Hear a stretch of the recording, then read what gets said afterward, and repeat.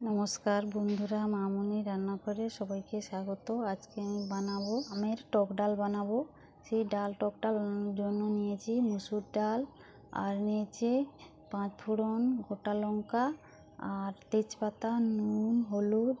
ওতে আমি রসুন কুচি দিয়ে বানাবো। রসুন কুচি করে নিয়েছি, আর নিয়েছি সরষের তেল, আর একটা গোটা আম নিয়েছি। এই সব উপকরণ দিয়ে আমি আজকে টক ডালটা বানিয়ে দেখাবো। তার আগে আমি উনুনটাকে ধরিয়ে নেব।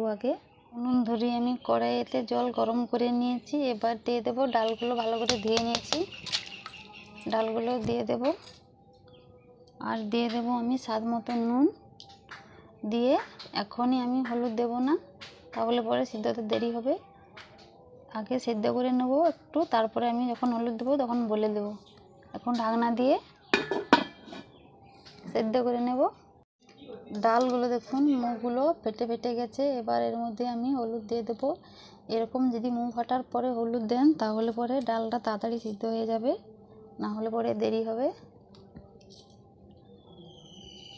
এবার ভালো করে আমি সিদ্ধ করে নেব। সিদ্ধ করে নামিয়ে নিয়েছি। এবার কড়াইতে দিয়ে দেবো সরষের তেল,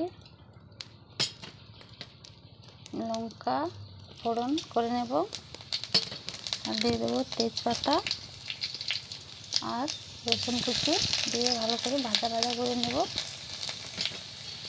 ভাজা ভাজা হয়ে গেছে। এবার দিয়ে দেবো আম দিয়ে ভালো করে আমি নেড়ে নেব।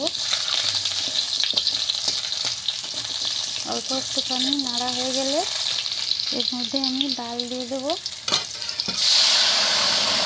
ডাল ঢেলে দিয়েছি, এটাকে আমি কিছু সময় ফুটিয়ে নিলে হয়ে যাবে। ডালটাকে ফুটিয়ে নিয়েছি, এটাকে আমি নামিয়ে নেব। দেখুন হয়ে গেছে। দেখুন দেখতে কত সুন্দর লাগছে।